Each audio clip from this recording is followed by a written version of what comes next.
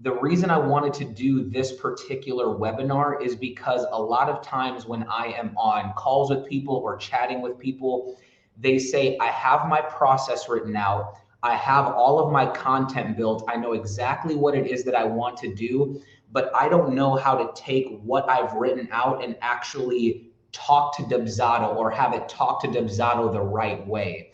There's kind of a language difference between what you've written out and how you can program it into Dubsado.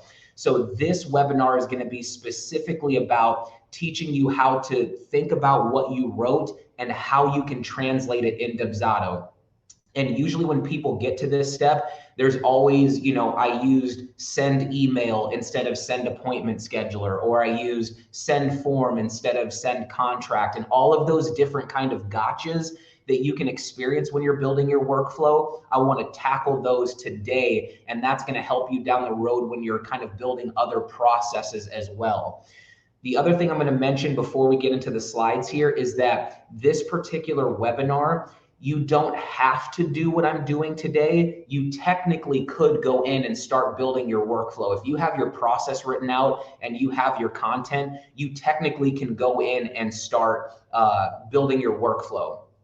But this is going to be more of a mindset of when I'm setting up a workflow, this is what I'm paying attention to. So this is going to be a way that you can develop your education about thinking about processes. That's what this is mainly about here. So let's go ahead. We're going to jump in and get started. We only have, like I said, a few slides today, so it'll be really quick and we'll get through this here. So there are 5 guidelines for translating your process that I want you all to follow whenever you're mapping things out from what you wrote to how you can translate it into the system. If you follow these 5 guidelines, what it's going to do is probably get you 97 to 98%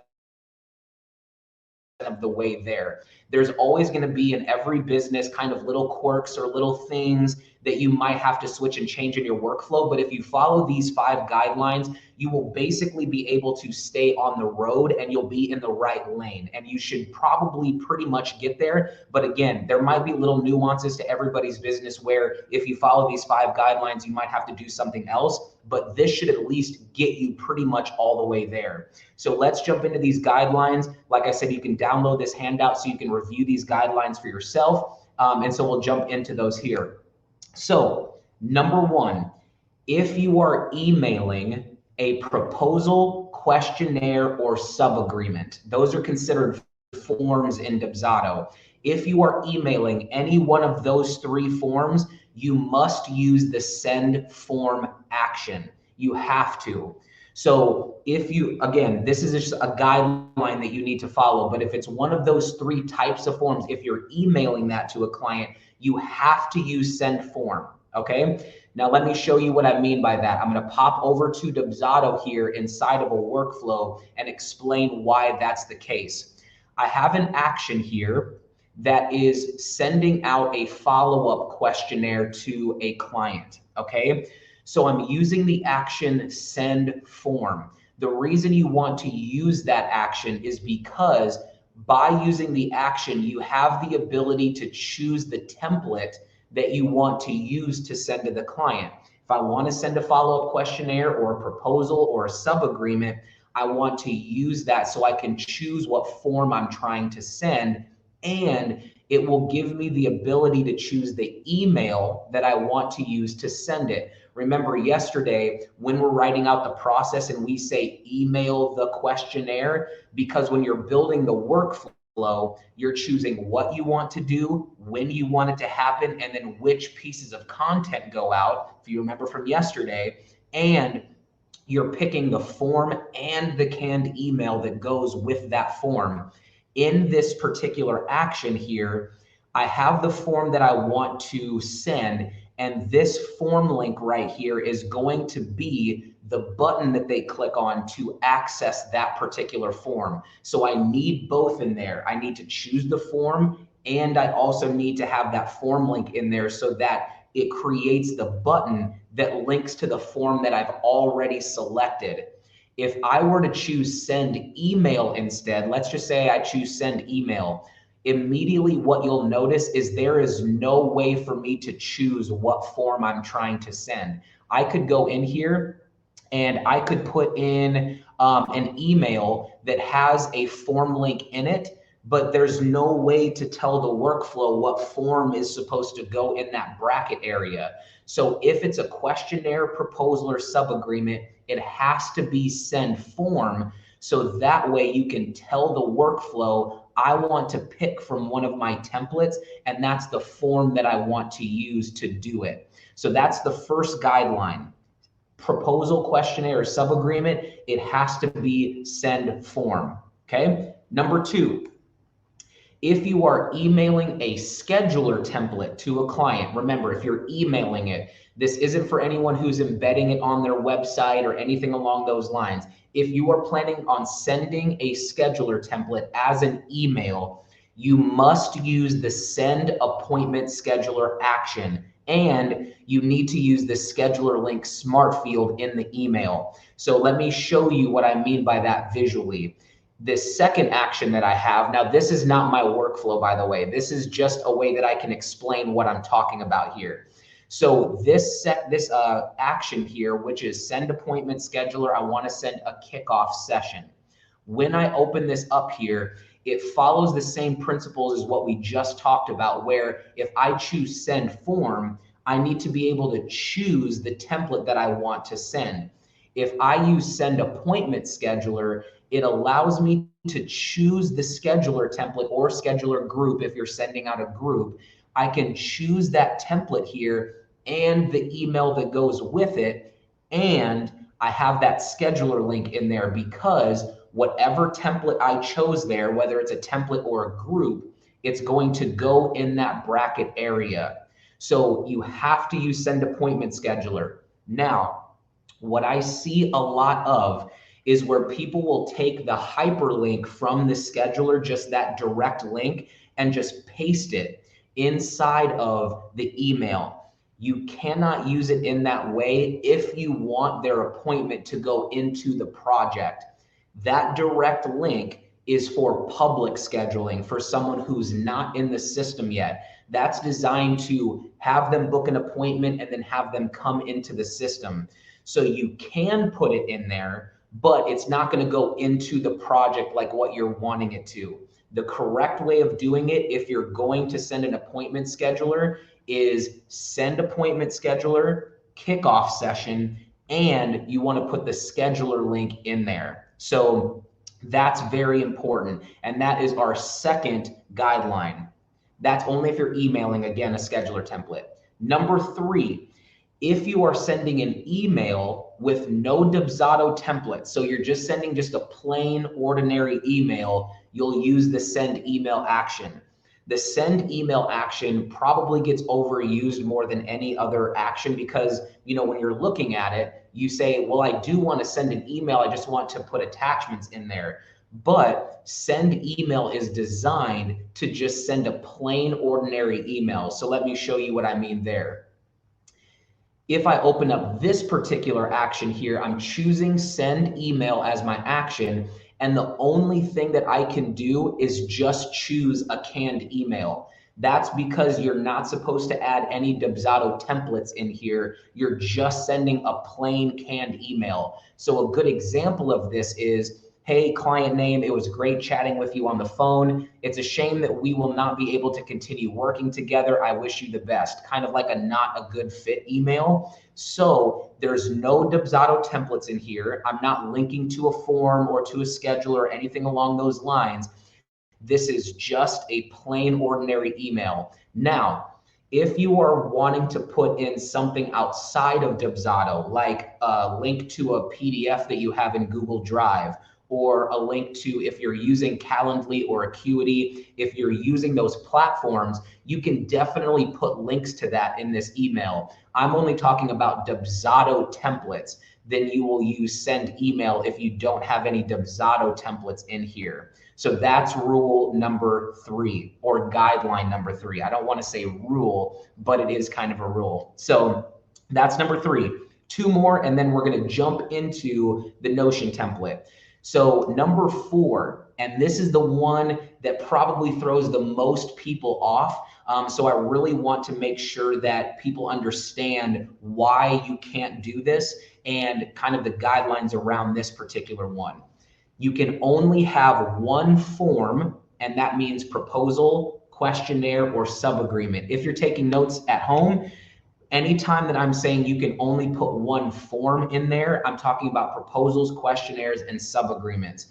Only one form or one scheduler template per email, not one form and one scheduler, one form or one scheduler template per email.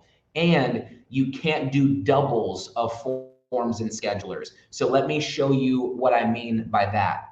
So in this template here, I'm going to open this up and I'm going to show you why you're not able to do that right now. Maybe in the future, we'll have something where you're able to do something along those lines, but for right now, we're not able to.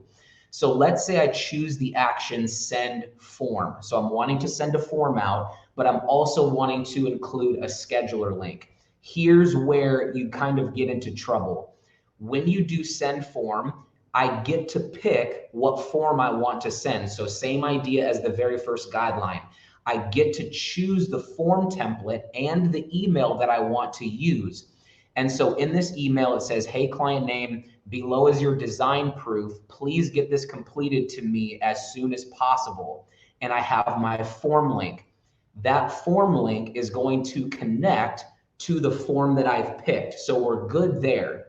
But it says when you're done, you can book a call with me at the link below, and I've put a scheduler link in there.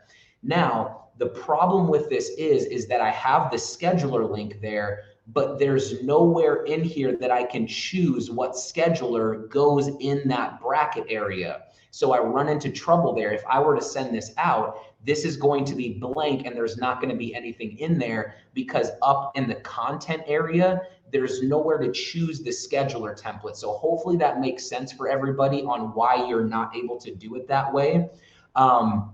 And then the other thing that I'll show you as well, kind of like what we were talking about earlier, same principle here, is where I still have the send form. I have my design proof, so we're good so far. And then it says, hey, client name, below is your design proof. Please get this completed to me as soon as possible. I have my form link. So again, I'm still good, but when you're done, you can book a call with me at this link. And this is probably the thing that I see the most is where they'll just put this direct link inside of the actual email. Now, if I click on this, it will take me to a Dubsado scheduler, but it's taking me to a scheduler link that is meant for people who aren't in the system yet. So they already have a project, the workflow is running. Now I'm going to link to something that is meant for public scheduling. And so when they book that appointment, it's just going to go onto the calendar, or it could potentially create a new project if you have a lead capture form attached to that. So you cannot do it this way if you want that appointment to go into the project. You have to use that scheduler link, just like we talked about in number 2. So that's very important there. The other thing that I'll show you is doubles. So if I click into this one, I have it where I have send form, design proof, still following that exact same structure there. In the email, it says below is your design proof. Please get this completed as soon as possible with my form link. When you're done, then you can take a look at the welcome packet as well. And I have another form link in there. Now, the issue here is that we have one form link covered because we have picked design proof, but we have no way of telling the workflow what form will go with this other form link. So that's why you can't have both or 2 form links or 3 or 4, is because in here you can technically only choose one form in that section. Same thing with schedulers. If I had 3 or 4 scheduler links in there, and I'll actually do it here. Let's say I do send appointment scheduler and I'll choose kickoff session. If I were to have, let's say, we'll put 3 different ones in here. The issue that is happening here is that we have the first one covered, But what schedulers link up with these two? We can't actually choose that. So that's why you can't have doubles of those as well. So hopefully that makes sense there on why you're not able to actually kind of mix forms and schedulers together as far as automated emails go. Now, there are ways in the system where if you want to include all of these things manually in an email, there are ways where you can send a manual email with as many different links as you want to. But as far as an automated email goes, you can only do one or the other. So that's very important there. Number 5, last one, then we'll jump into the Notion template. We'll get that all knocked out, and then we'll go through some questions. Always look for the most specific trigger possible.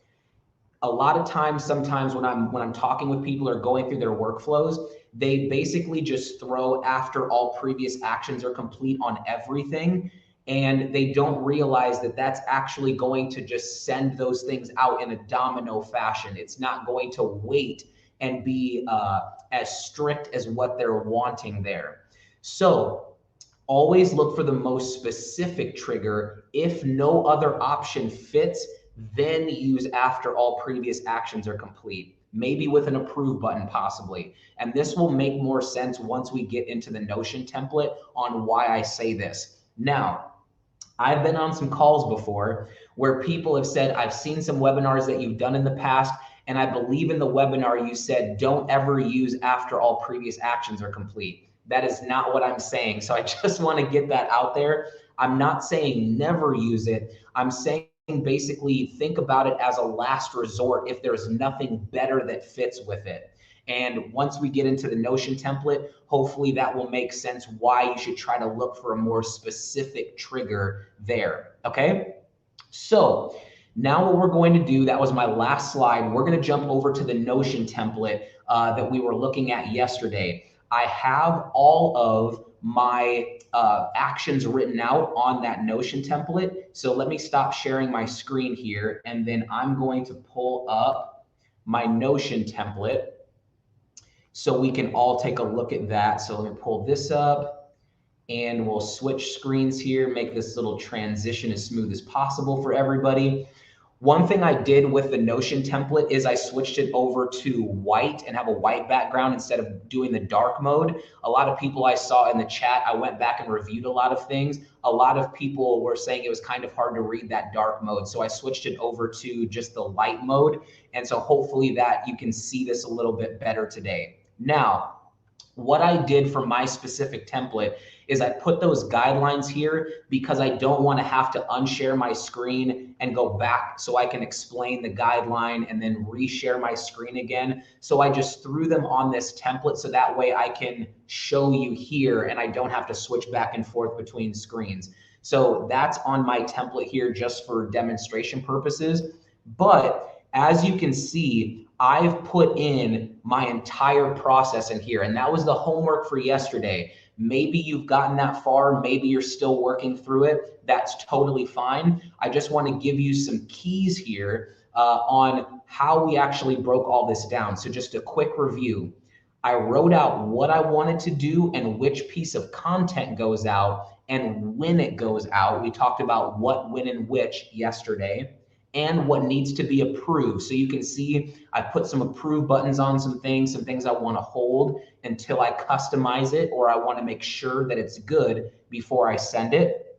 So I put some approve buttons on there. And the last thing that we talked about yesterday was color coding things. So you can see I have all of my tasks coded green. I have my forms, which are proposals, questionnaires, sub-agreements, if you're taking notes at home, are blue.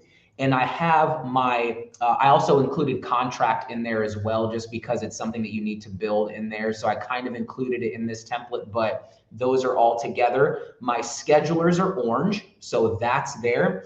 And then my emails that I need are in red. So with this, what you'll see down at the bottom, and this is basically what you should have done here, is once you've color coded everything, the spaces at the bottom, now you're able to see all of the material that you would need to build in order to set up your Dubsado account. Now, if I'm looking at this template here, what you're probably realizing is just from looking at this, oh, that's not that bad. But if you notice all the red that's in there, and we talked about this yesterday, but there's a lot of canned emails that I would need to write in order to get this workflow set up if I want to do it properly. So I would need to spend some time getting forms, scheduler templates, canned emails, my payment plans, getting all of that together. Something that I did see someone ask yesterday, and I'm not sure if you're here today, someone was asking about the payment plan at the bottom and how do you write the payment plan into here. What you'll see in my booking workflow, and we kind of ended on this yesterday, where the lead becomes a job once they sign the contract and pay the 50% deposit. So I made that pink because I know that if they're going to be paying a 50% deposit or putting, $1,000 down or whatever my stipulations are, that means I need to have a payment plan built in Dubsado. So hopefully that makes sense on the pink section for payment plans. I color coded that portion of it pink, and that will remind me down at the bottom, oh yeah, I need to have a payment plan together before I build my workflow as well. So I have all of my content. Now before tomorrow, because tomorrow we're actually going to build this. By tomorrow, I will have all of this in my Dubsado account. So that way, once I get to actually building the workflow, it's literally just plug and play. A lot of people think that building the workflow is the hardest part. It's absolutely not. The hardest part is getting your content together and getting everything mapped out. I can say that 1,001 times more, but actually building your workflow, what you're going to see tomorrow, it is so simple, it's not even funny. But you do have to have this piece set up first, and then it makes it easy. If I were to go into the workflow the moment I signed up for Dubsado and I don't have all of this together, then it's going to seem more difficult than it actually is. So now the next part we're going to talk about is the action and trigger section here. This is where we're going to translate what we have written on the left-hand side into Dubsado language, okay? Yesterday, when we were looking at this template, I said, don't worry about the action and trigger section just yet, because we're going to do that today. Now we're going to break that down here. So I made this very, very simple. And it's actually, this is something I haven't done with this template before. I did a webinar a year ago where I kind of used this format, but I definitely leveled up what you can do to make this as simple as possible. In these drop downs here, if you click into, let's say this first one, you'll see that I've basically put in all of the actions that are in Dubsado here. These are all of the workflow actions, and they're color coded a certain way for a certain reason, which I'm going to be getting into here in a second. All of these are available in your Notion template if you click into one of the actions. If you click into the triggers, I have all of these color coded for a specific reason as well.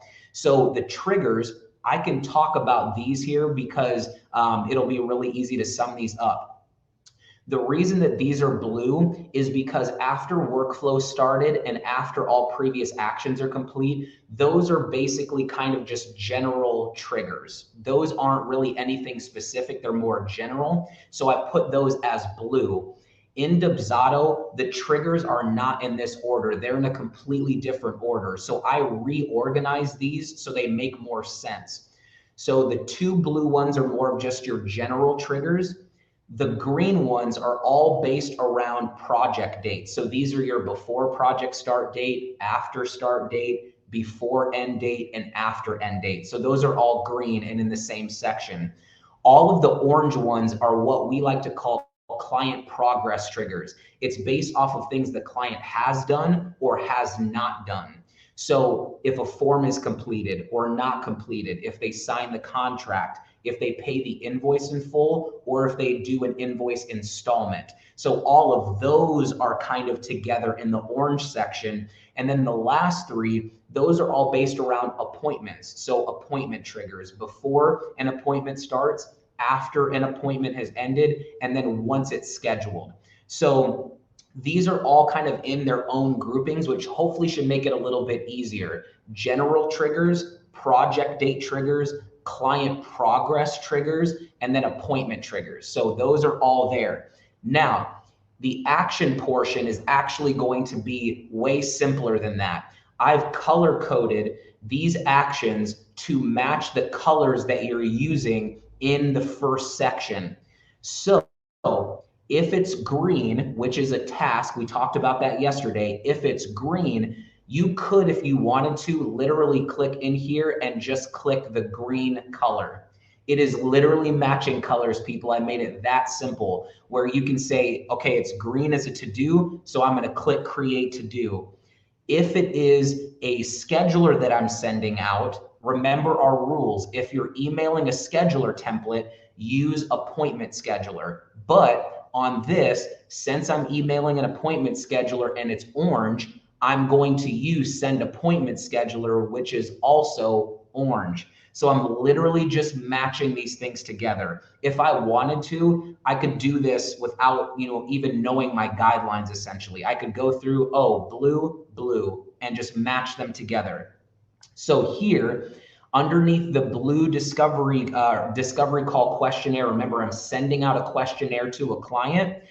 If we go to rule number 1, which is right up here, if you're emailing a proposal, questionnaire, or sub-agreement, use send form. So I have my blue section here. I can click this and I can choose send form and it will populate right there. Now, something that I realized yesterday that I put in my original template, if you kind of saw what I was doing yesterday, I put it in and I said resend or send a follow-up email. What I decided to do, and this was literally last night when it hit me to color code all of these in the right way, what you can basically do instead is if you're planning on resending a form to somebody, just copy and paste the exact same text. So email the discovery call questionnaire. I'm going to email it again to them if they don't fill out the questionnaire after 2 days. Because when we get into it tomorrow, because this is going to be a great segue for tomorrow, I'm just going to literally use send form again to resend that same form. So I can click here, blue matching with blue. Then prep for the discovery call is green. So very simple, knock it out with green and then green and green. Okay. So with the actions, you can see how easy it is to just literally put in the color schemes here, which we'll go through the rest of this here in a second. But let's go ahead and talk about the actions and the triggers. So that way we can actually develop this the right way. So I want to review the lead capture form. Now, what I put here in the when section is after the lead capture form has been filled out. Now, what I want to stress here, because this is something that I see a lot when people are setting up their workflows. When I look at this, what someone is going to automatically think out of that is after form is completed. But if you are using after form is completed or after form is not completed, that is only talking about forms that are being sent inside of your workflow. That is very important to know, especially with this first action, because if you're using a lead capture form, you automatically think that you would choose after form is completed because you're thinking about the lead capture form. But the way these triggers work is they can only look at things that are being sent in the workflow. So after form is completed is not the right answer here. What you would want to do is think about it in this light. Once the lead capture form starts the workflow in their project, that's technically what's happening. They fill out the lead capture form. We talked about that on day 1. They fill out the lead capture form. The workflow starts inside of the project. So what you actually want to use is after workflow started, because the lead capture is starting the workflow. So the moment the workflow starts, it's going to create that to-do for me. Next, send appointment scheduler after I've reviewed the lead capture form. Here is where number 5 comes into play. So this is where you can really see how easy it is to apply the after previous actions are complete and look at it the right way. My trigger that I wrote is after I've reviewed the lead capture form. Is there anything inside of here that is a good fit for that trigger? No. You have project date triggers, you have after form is completed, contract signed, you have appointment triggers. So none of those really fit for what I'm trying to do. So what you can do is follow guideline number 5 and default to after all previous actions are complete. And I have an approve button on there because I wanted to pause there.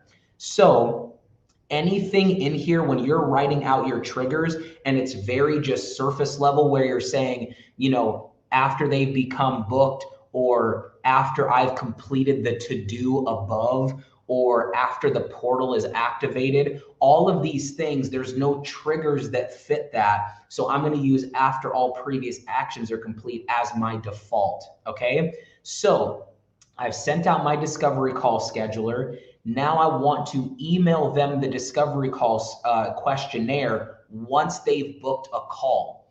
So now I can go over here and look at what would fit the best here. We're looking at appointments. Once they've booked a call, well, I can use after appointment is scheduled as my trigger because I'm watching that scheduler that was sent in the workflow. Then if they don't fill out the questionnaire after 2 days, then I can actually go in and do something else, which is watch for that form to not be completed. Because if you look at my language here, if they don't fill out the questionnaire after 2 days, so when I'm looking at my triggers, I do know in the client progress area, there's after form is not completed. So I can look at that and I can use that as my trigger. So a good way to think about all of this as I'm going through here is you want to look at what you wrote, look at these triggers and decide what fits the best here.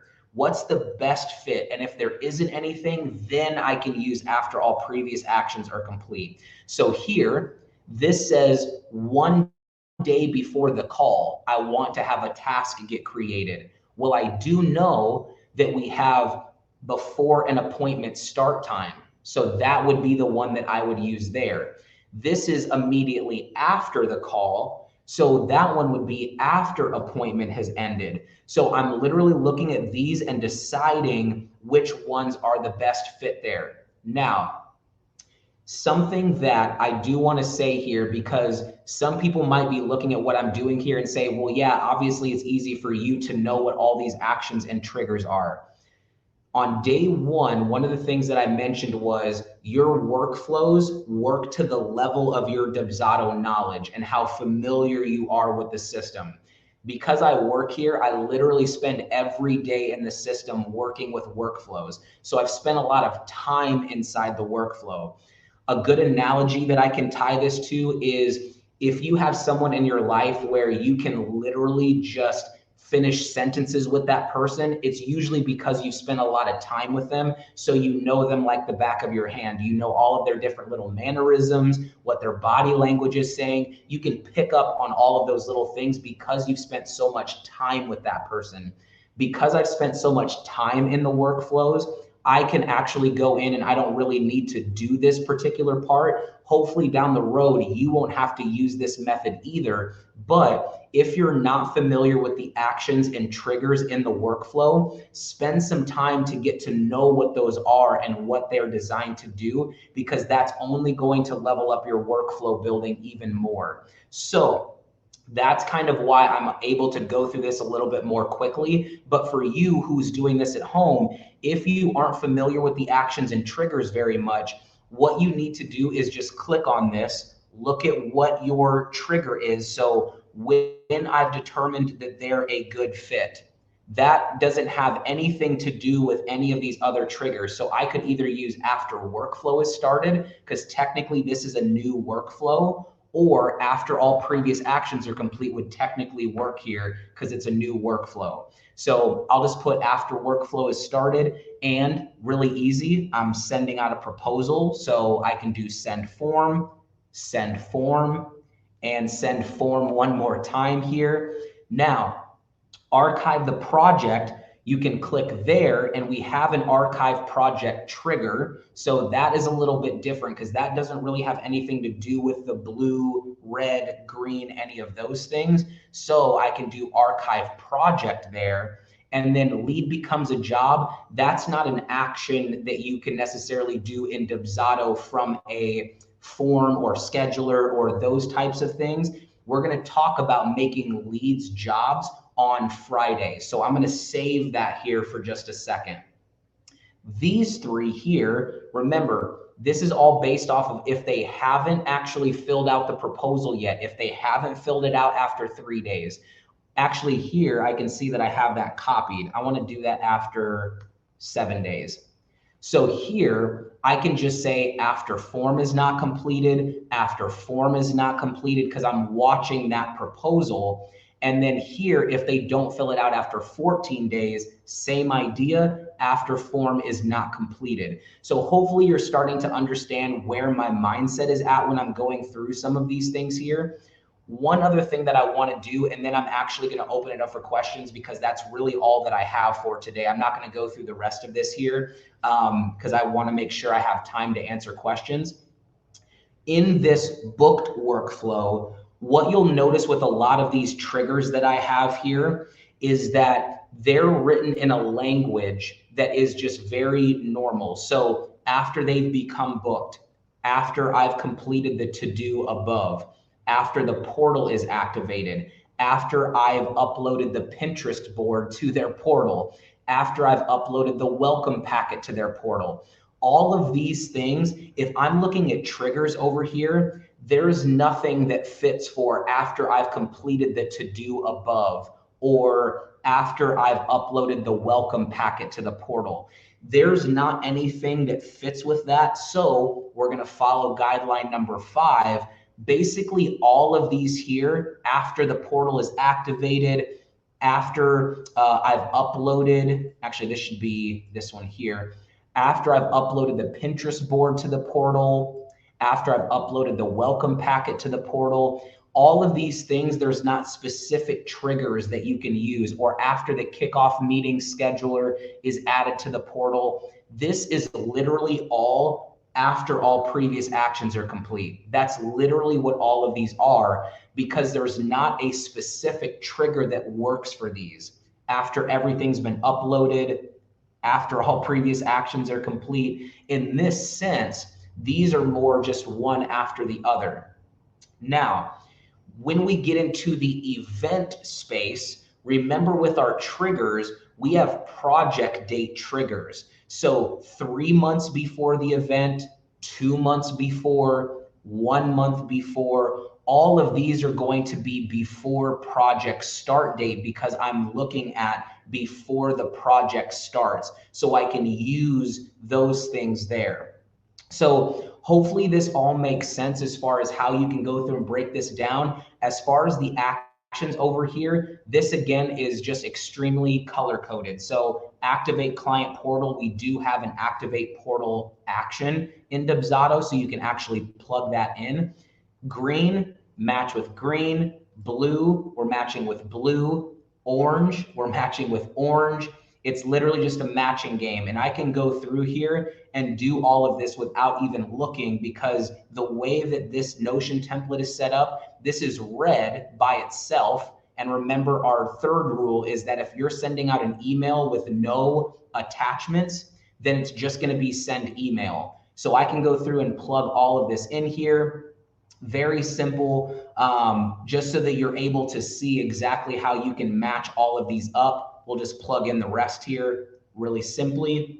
And then archive project, we do have that action at the bottom down there. So hopefully this all makes sense on how you can go in and actually apply those actions and triggers in this template. Now, could I have just gone to Dubsado and done the exact same thing? You might be saying that to yourself. Why do I need to go in on this template and actually plug these in? Like I said previously, you don't have to do this step. This is for people who want to actually get it all out in front of them first and then go into Dubsado and build this out. Because tomorrow it's going to be plug and play for me when I go in and actually build this out. It's going to be so simple to come in and say, okay, I have a lead capture form and that I'm watching. It's a task. So I'll do create to do after workflow is started. It'll be very simple to go in and set that up now. So you really don't have to do this step. You could just go straight to Dubsado and start looking through the actions and triggers and apply the guidelines there. But this is really good as just a simple practice so that you get familiar with things there. Okay.